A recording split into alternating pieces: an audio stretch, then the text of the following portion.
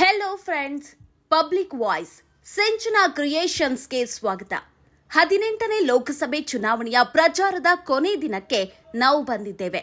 ಬೆಂಗಳೂರು ನಗರ ಜಿಲ್ಲೆಯ 28 ವಿಧಾನಸಭಾ ಕ್ಷೇತ್ರಗಳ ಕಾಂಗ್ರೆಸ್ನ 5 ಗ್ಯಾರಂಟಿಗಳ ಅನುಷ್ಠಾನ ಸಮಿತಿಯ ಅಧ್ಯಕ್ಷರಾಗಿ ನೇಮಕವಾಗಿರುವ ಬೆಂಗಳೂರು ಮಹಾನಗರ ಪಾಲಿಕೆಯ ಮಾಜಿ ತೆರಿಗೆ ಸ್ಥಾಯಿ ಸಮಿತಿ ಅಧ್ಯಕ್ಷರಾದ ಜಿ ಕೃಷ್ಣಪ್ಪ ಅವರನ್ನ ಹಿರಿಯ ಪತ್ರಕರ್ತ ಎಸ್ ಗಾಂಧಿ ಚಿಟ್ಚಾಟ್ ಮಾಡಿದ್ದಾರೆ. ಬನ್ನಿ ನೋಡೋಣ.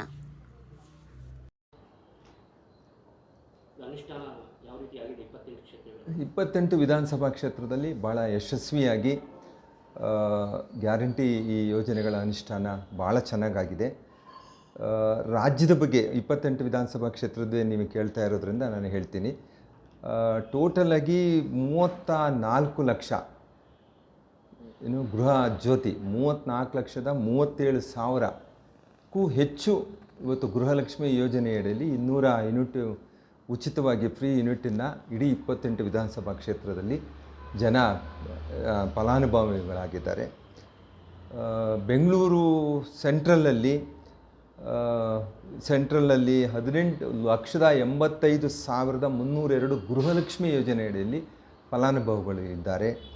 ಮತ್ತು ಬೆಂಗಳೂರು ಸೌತ್ನಲ್ಲಿ 1,64,023 ಗೃಹಲಕ್ಷ್ಮಿ ಯೋಜನೆಯಡಿಯಲ್ಲಿ ಅಂದರೆ 2,000 ರೂಪಾಯಿ ಪ್ರತಿ ತಿಂಗಳು ಫಲಾನುಭವಿಗಳಿದ್ದಾರೆ.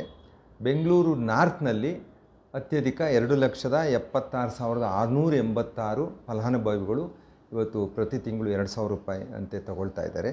ಬೆಂಗಳೂರು ಗ್ರಾಮಾಂತರಕ್ಕೆ ಹೋದರೆ 3,92,644 ಜನ ಗೃಹಲಕ್ಷ್ಮಿ ಯೋಜನೆಯಡಿ 2,000 ರೂಪಾಯಿ ಪ್ರತಿ ತಿಂಗಳು ತಗೊಳ್ತಾ ಇದ್ದಾರೆ.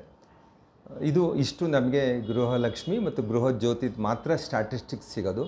ಅನ್ನಭಾಗ್ಯ ಇವೆಲ್ಲ ಇನ್ನು ಸ್ಯಾಗ್ರಿಗೇಷನ್ ಮಾಡೋದು ಕಷ್ಟ ಆಗ್ತಾಯಿದೆ. ಅದು ಕಾನ್ಸ್ಟಿಟ್ಯೂನ್ಸಿ ವೈಸ್ ನಮಗೆ ಬರಲ್ಲ.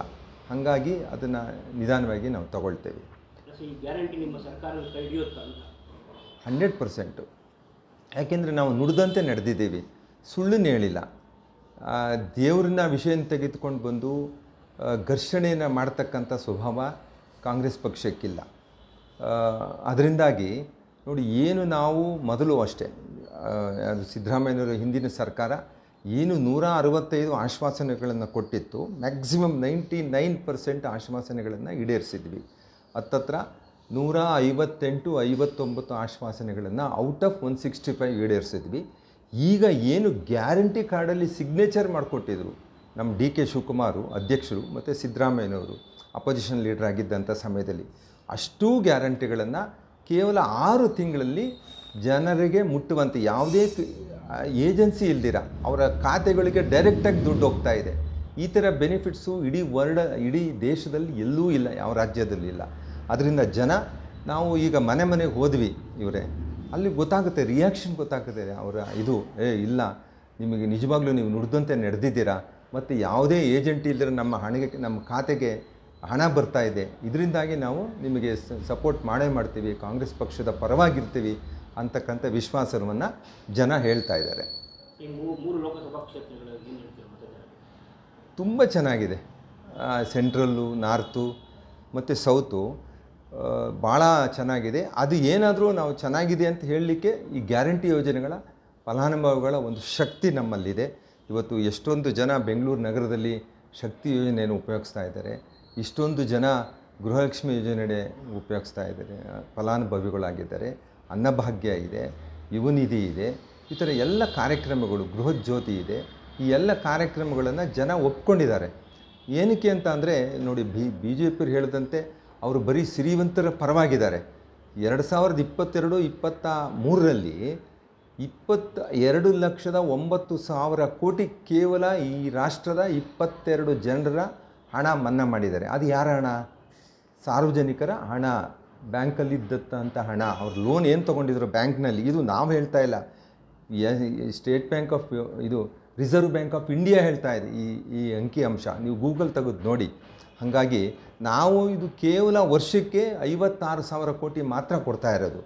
ಇದು ಜನಕ್ಕೆ ಕೊಟ್ಟರೆ ಜನ ಏನು ಅವ್ರ ಪಾಕೆಟಲ್ಲಿ ಇಟ್ಕೊಳ್ಳಲ್ಲ. ಯಾರೇ ಬಡವರು ಹೋಗ್ತಾರೆ, ಈಗ ಶಕ್ತಿ ಯೋಜನೆ ಹೋಗ್ತಾರೆ, ಪವಿತ್ರವಾದಂಥ ಸ್ಥಳಕ್ಕೆ ಹೋಗ್ತಾರೆ, ಟೆಂಪಲ್ಗಳ್ಗೆ ಹೋಗ್ತಾರೆ, ಅಲ್ಲಿ ಖರ್ಚು ಮಾಡ್ತಾರೆ. ಅಲ್ಲಿ ಸ್ಮಾಲ್ ಪೆಟ್ಟಿ ಬಿಸ್ನೆಸ್ಗಳು ಚೆನ್ನಾಗಾಗ್ತವೆ. ಇವತ್ತು ಹುಂಡಿ ಹಣ ಡಬಲ್ ಆಗಿದೆ. 10 ಕೋಟಿ ಆಗ್ತಾ ಇದ್ದಂಥ ದೇವಸ್ಥಾನಗಳಲ್ಲಿ 20 ಕೋಟಿ ಆಗಿದೆ. 20 ಕೋಟಿ ಆಗ್ತಾ ಇರ್ತಕ್ಕಂಥ ದೇವಸ್ಥಾನಗಳಲ್ಲಿ 40 ಕೋಟಿ ಆಗಿದೆ. ಹಾಗೆ ಜನ ಕೊಟ್ಟಿರ್ತಕ್ಕಂಥ ಹಣ ಅವರು ನಿಲ್ಲಿಸ್ಕೊಳ್ಳಲ್ಲ. ಹೀಗಾಗಿ ಆರ್ಥಿಕ ಅಭಿವೃದ್ಧಿ, ಆರ್ಥಿಕ ಡೆವಲಪ್ಮೆಂಟು ಕರ್ನಾಟಕ ರಾಜ್ಯದಲ್ಲಿ ತುಂಬ ಚೆನ್ನಾಗಿ ಆಗ್ತಾ ಇದೆ. ಎಲ್ಲೂ ಹಣ ಎಲ್ಲೂ ಕೊಳೆಯಲ್ಲ, ನಿಂತ್ಕೊಳ್ಳಲ್ಲ. ಇವಾಗ ಉತ್ತರದಲ್ಲಿ ಶೋಭಾ ಕರಂದ್ಲಾಜೆ ಹೊರಗಿಂದ ಬಂದವರು, ರಾಜೀವ್ ಗೌಡರು. ಹೌದು. ಸೌತಲ್ಲಿ ಬಂದರೆ ಸೌಮ್ಯ ರೆಡ್ಡಿ ಅವರು. ಹೌದು. ಮತ್ತು ಸೆಂಟ್ರಲ್ ಬಂದರೆ ರೆಹಮಾನ್ ಖಾನ್ ಪುತ್ರ ಅವರು. ಹೌದು. ಎಲ್ಲರೂ ಎಜುಕೇಟೆಡ್ಸು.